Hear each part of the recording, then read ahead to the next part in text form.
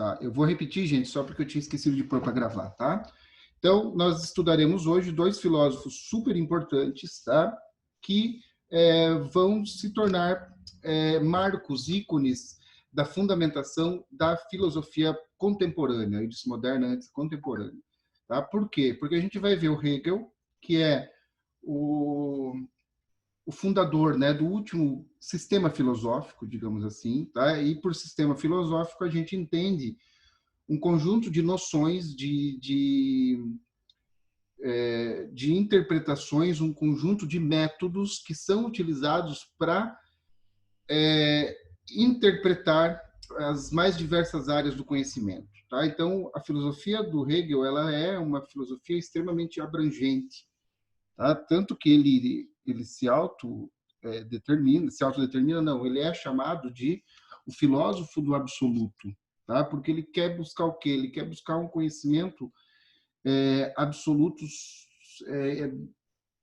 nas mais diversas áreas do conhecimento, tá? Então, por exemplo, ele vai escrever sobre sociedade civil, ele vai escrever sobre filosofia política, ele vai escrever sobre epistemologia e ele vai também escrever sobre estética, tá? Esse livro aqui, ó, olha o nome, o título, é O Sistema das Artes, tá? Então, aqui dentro ele vem, ele fala da pintura, da escultura, ele fala da arquitetura, ele fala da música, da poesia, né?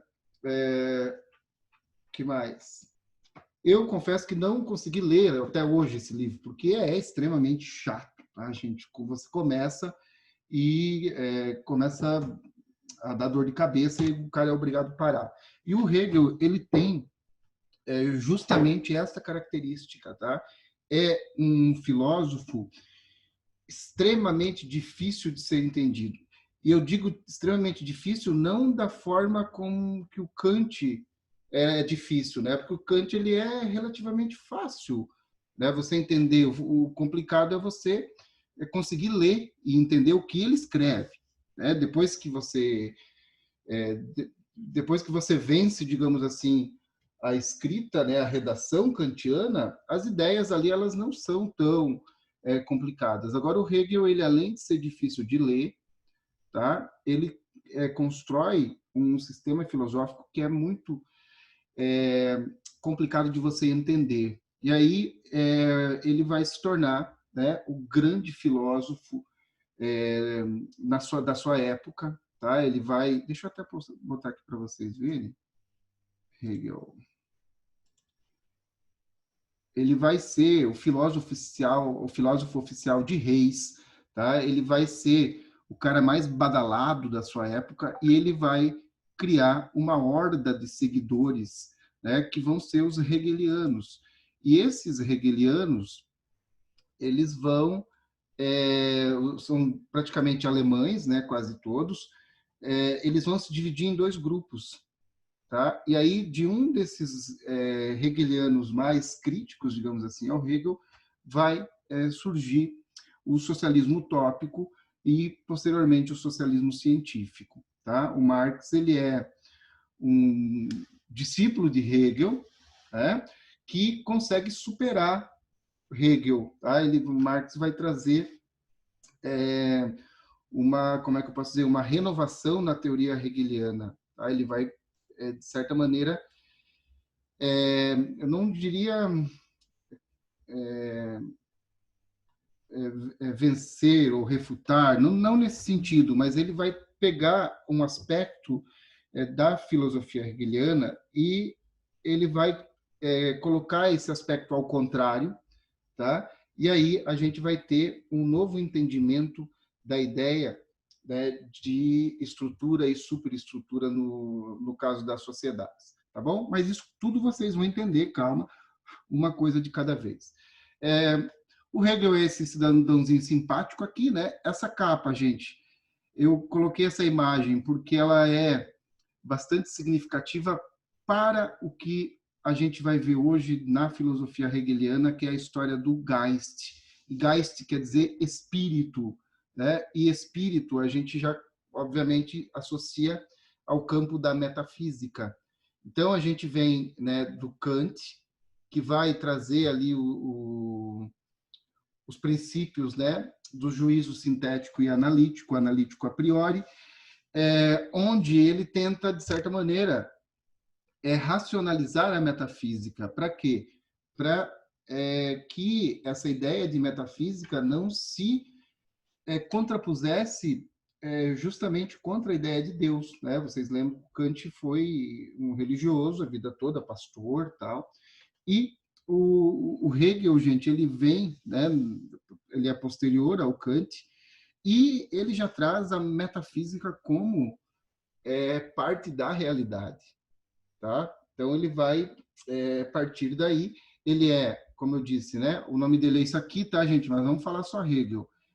Ele nasce, né, no final do século XVIII, início do século XIX, Stuttgart, Alemanha, e ele vai receber uma esmerada educação cristã. Eu coloquei assim, peguei e copiei na internet, porque é assim que está na biografia dele.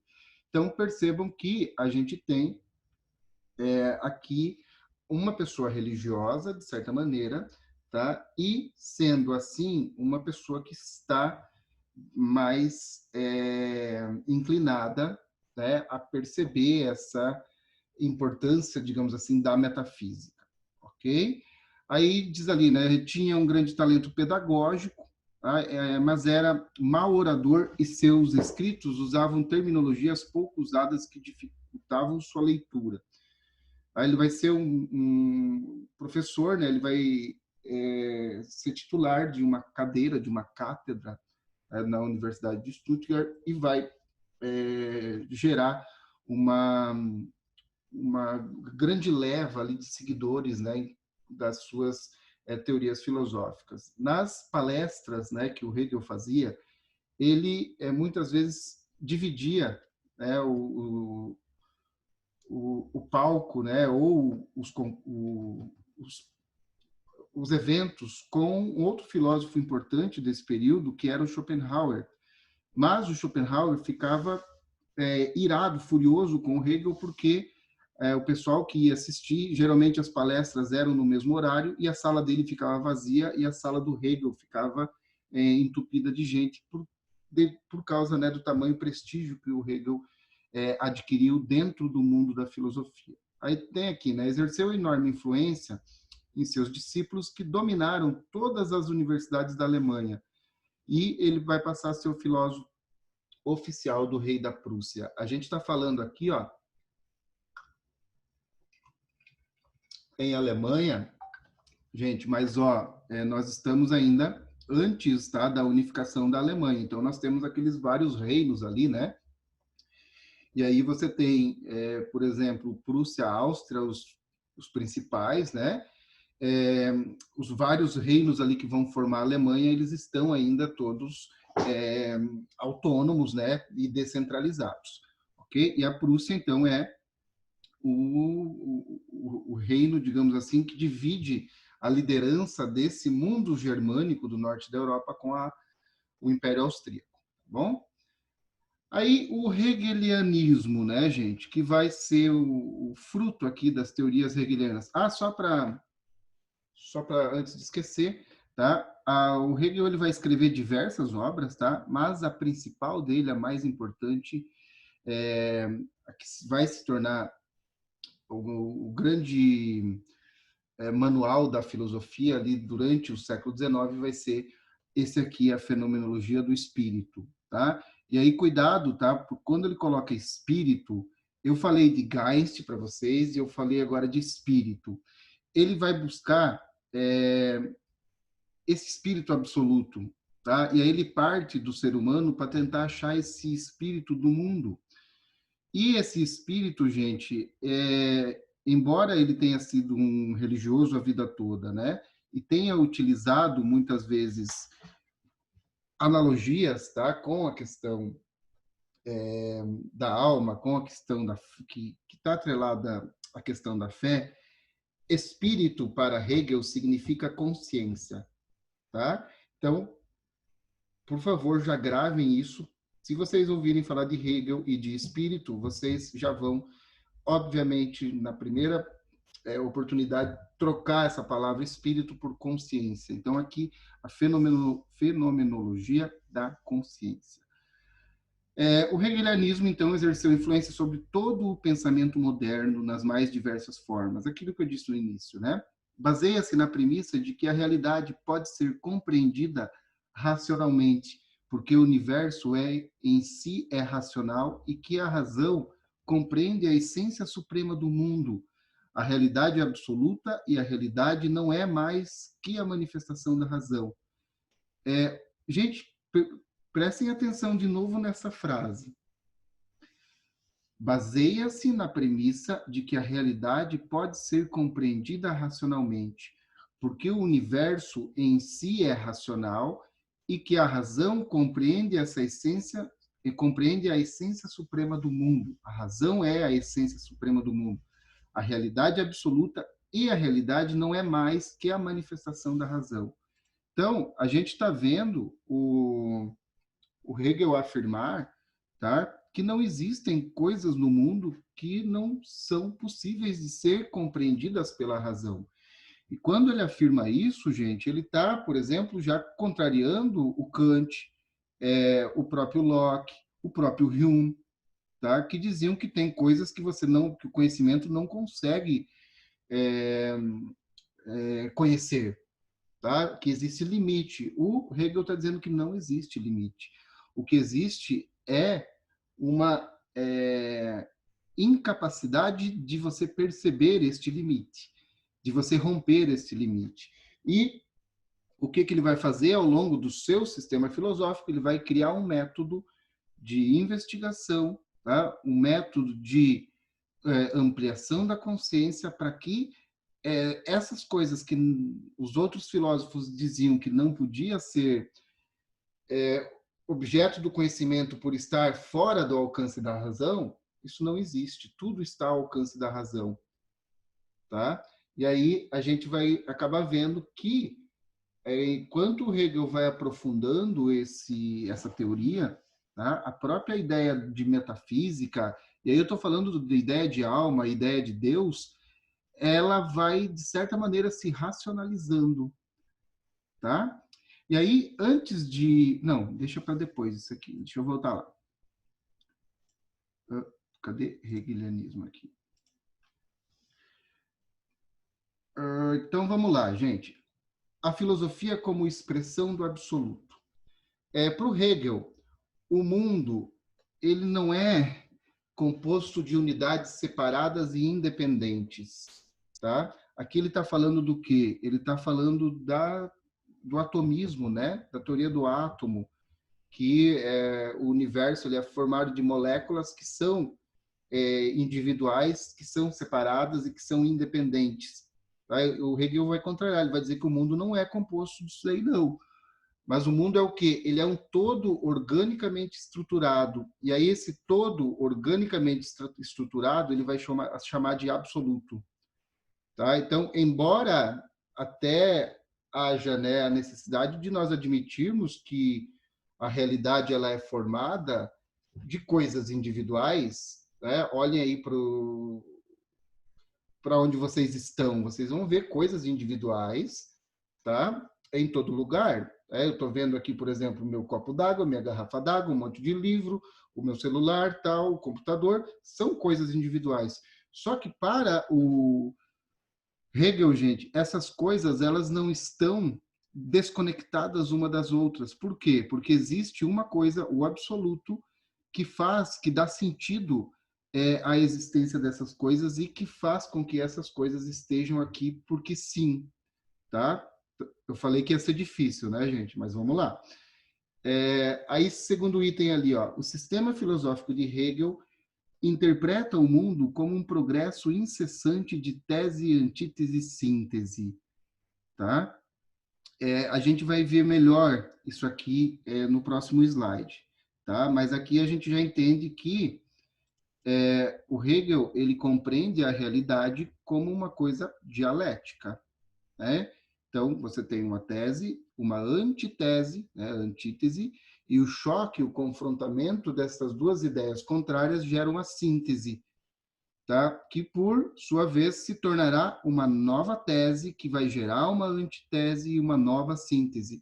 Então, se a gente perceber, o Hegel ele admite que o mundo ele é e ele avança de maneira cíclica, de maneira dialética, através do contraditório, ok? Aí, seguindo ali, a consciência passa do espírito subjetivo ao objetivo e, finalmente, a sua culminação, o espírito absoluto. Isso aqui também eu vou explicar para vocês, eu nem vou falar disso agora, tá? Esses 4 pontos aqui são pontos, como é que eu posso dizer? Calma aí. Eita. O que aconteceu? Só um pouquinho, gente. Esses 4 pontos aqui, gente, eles são basicamente um grande e grosseiro resumo da filosofia de Hegel, tá? Mas é claro que isso é de uma forma bastante simplificada. Vamos lá.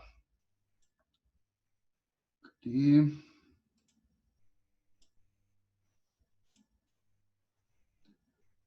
Muito bem, agora foi. Aí aqui, gente, a filosofia como expressão do absoluto, tá? O Hegel vai dizer o seguinte, que o homem, ele é um ser histórico, tá? E se ele é um ser histórico, o contexto histórico em que este homem está vivendo é o que determina a sua consciência, as suas ideias, aquilo que é tido como verdade, e é o que determina também a racionalidade, tá? E aí a gente já teve vários exemplos aqui, eu vou citar, tá? Novamente, mais um exemplo prático para vocês entenderem. Imaginem na época dos tataravós de vocês, tá? Aquele mundo, ele vivia num tempo histórico onde as normas sociais, a moralidade, a racionalidade, as ideias, tá?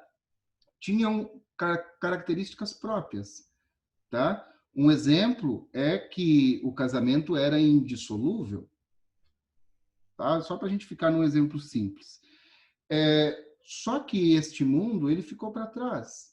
E hoje, no nosso mundo, nós temos também normas sociais, morais, conceitos, preconceitos, ideias, racionalidades que são próprias do nosso momento histórico. Então, a ideia do casamento indissolúvel, ela não existe mais. Hoje, né, se você decidir se separar de alguém, né, se divorciar, ninguém vai te apedrejar, tá? As pessoas vão, inclusive, te apoiar. Tô falando, né, sem as peculiaridades, né? Vamos lá. Então, isso significa o quê, gente? Que esta consciência do tempo, ela mudou. E é por isso que esses elementos que fazem parte da estrutura individual e social do homem, eles são suscetíveis à mudança, tá? Deixa eu voltar aqui para cá.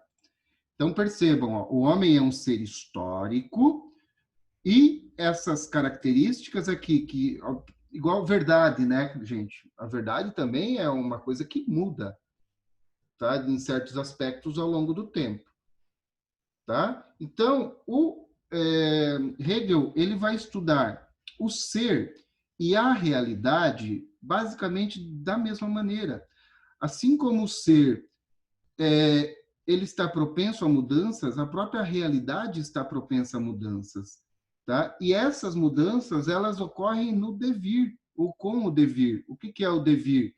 É o tempo que vai chegar, tá?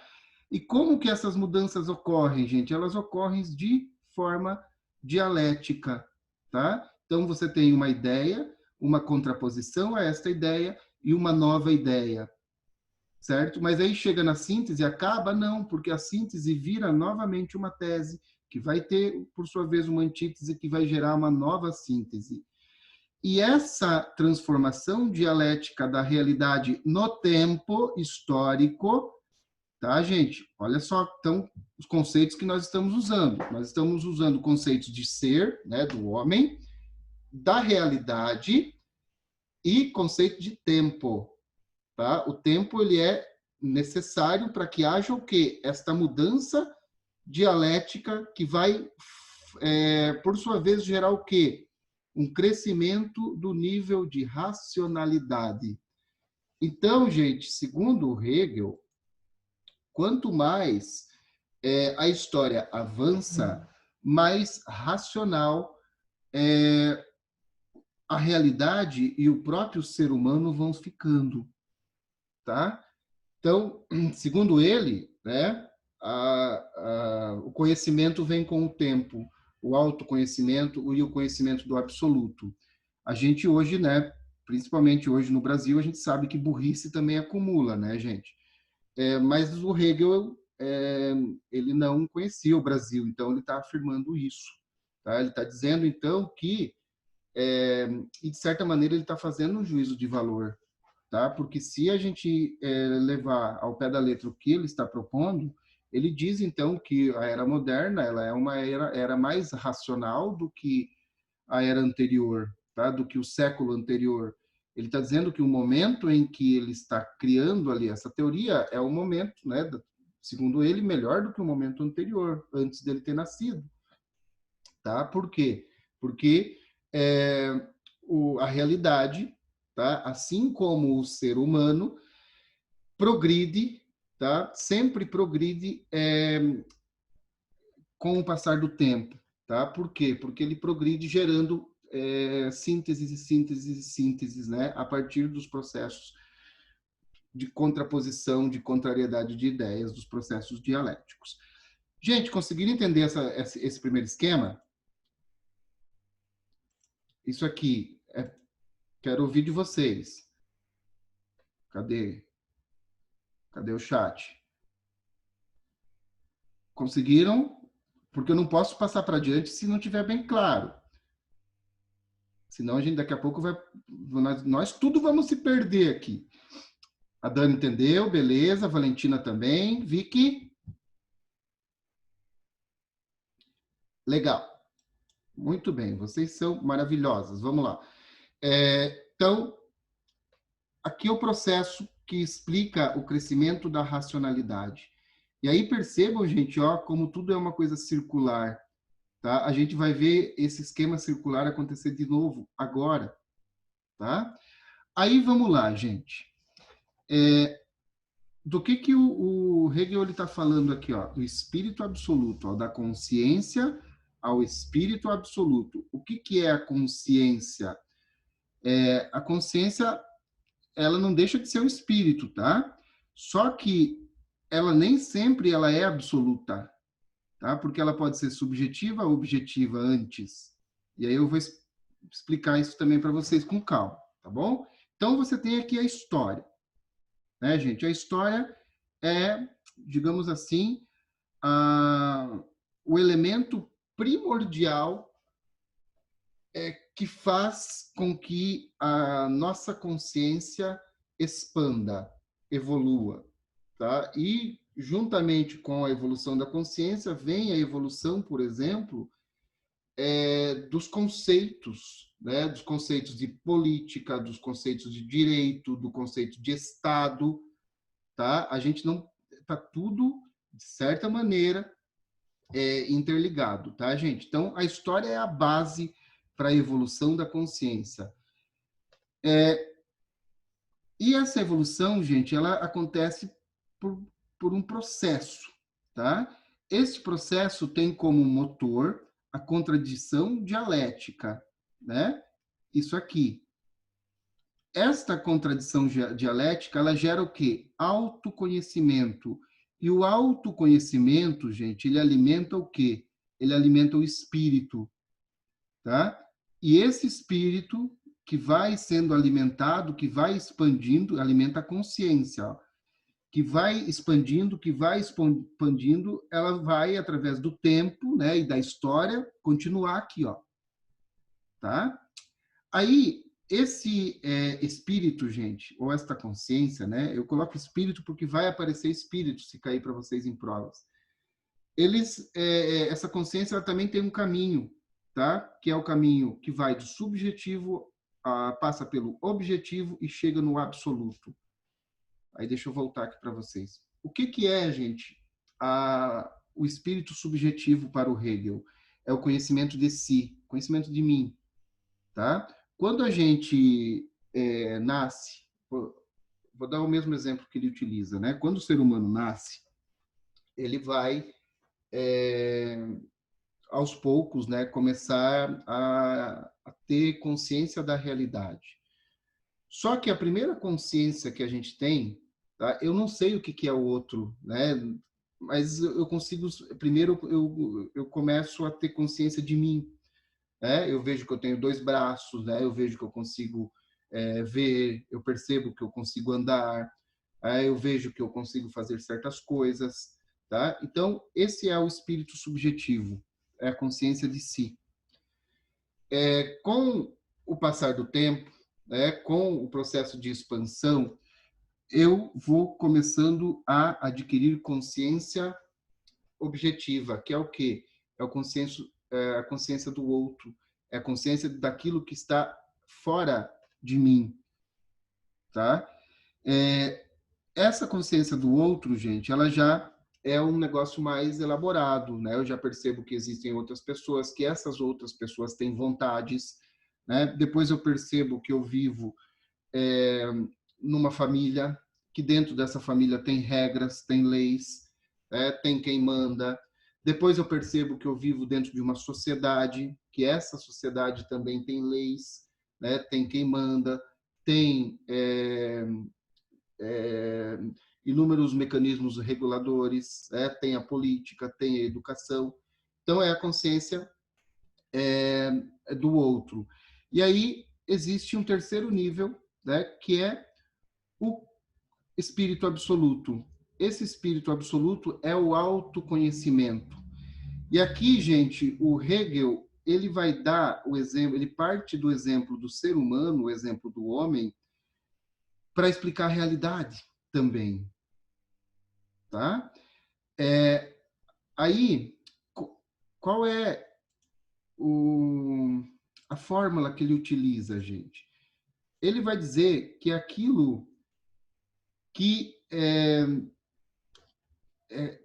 calma aí, deixa eu reformular a frase. Então, eu tenho uma consciência do indivíduo, né, uma consciência de mim, uma consciência do outro. O que seria essa autoconsciência, gente? Seria a consciência do todo. Tá? Essa consciência do todo ela é gerada, né, pelo autoconhecimento e ela se torna uma autoconsciência. Ou seja, eu consigo, de certa maneira, entender por que eu fiz o que eu fiz ou por que eu faço o que eu faço, tá? Porque se você for ver bem, a gente, e o Hegel, ele não fala isso, tá, gente? Ele não diz isso, ele não entra ainda nesse aspecto da investigação sobre a consciência. Mas eu vou utilizar esse exemplo para facilitar o entendimento de vocês. Se vocês analisarem bem, a gente tem determinados momentos em que nós perdemos o controle da nossa consciência. Concordam?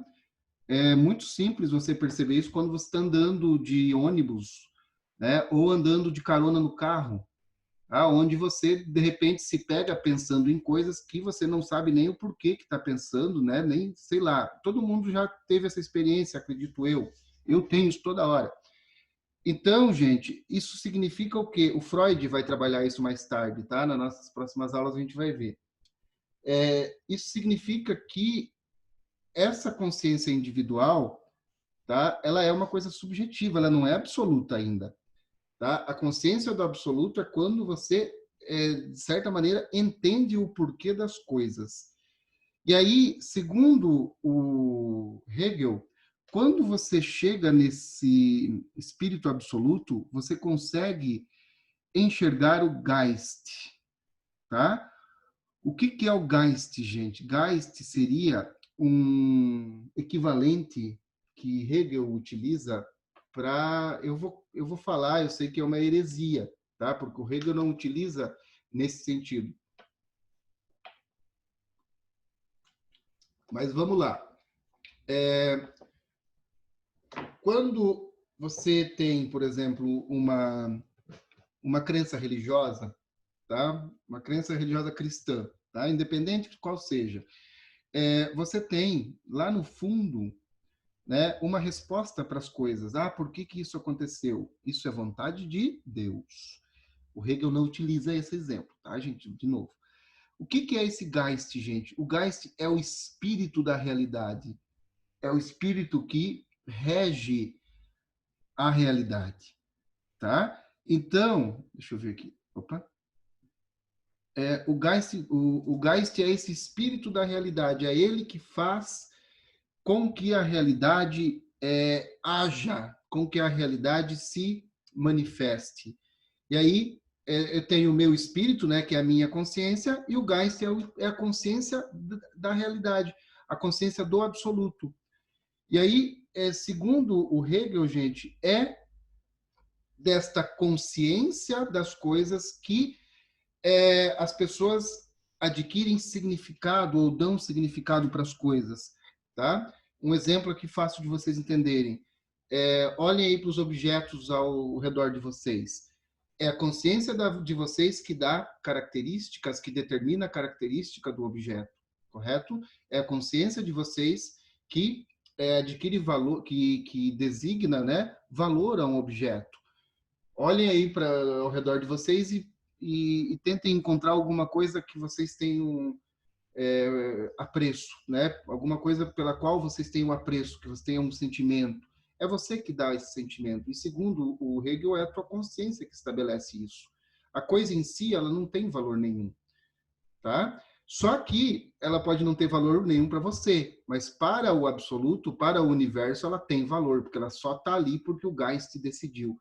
E aí, gente, nós entramos aqui, ó, num entendimento de realidade onde uma consciência que não está no objeto, que está fora, tá? Que está acima, determina esta realidade. E aí o Geist, né, é o espírito. Vocês já ouviram certamente falar. O espírito da década de 60 era esse. Já ouviram, né, gente? Falem para mim que vocês já ouviram. O espírito do século XIX, o espírito do não sei o quê. Segundo Hegel, é exatamente isso. Nós somos extremamente hegelianos ainda. Tá? O Marx ele tentou quebrar, mas não conseguiu tanto. Ou a gente que entendeu mal. Vocês já, com certeza também, com certeza, que vocês já chegaram num determinado local e vocês olharam, né, ou para alguém, para um amigo, uma amiga, ou falaram para si próprio, né, meu Deus, isso aqui está com um clima pesado. Já aconteceu ou não, gente? Eu tenho certeza que sim. Ou o contrário também, você chega num ambiente e aquele ambiente é um ambiente leve, um ambiente que te agrada. Segundo Hegel, é porque existe um espírito do ambiente, tá? E esse espírito do ambiente, ele está lá, mas ele está fora, certo? Eu estou falando de Marx, né? O Marx vai dizer que não, que é o contrário. A forma como a gente se relaciona com as coisas que vai fazer com que a gente crie uma consciência das coisas, tá? Mas o Marx vai fazer isso depois. Agora, todo mundo vai acreditar no Hegel e é assim que a realidade vai ficar sendo explicada. E aí, gente, dessa maneira, o Hegel, ele também, de certa forma, ele anula a individualidade, porque é tudo parte de um todo, certo? E aí as coisas, elas são explicadas, né, pelo seu todo, pelo seu conjunto. E o Hegel aí sim ele utiliza, né, ele utiliza a figura do Napoleão como o espírito da modernidade, porque olhem só, eu vou explicar, dar o exemplo aqui explicando, falando de Brasil, tá? Partindo do Napoleão, do Geist hegeliano, né, para a modernidade, para a nossa história.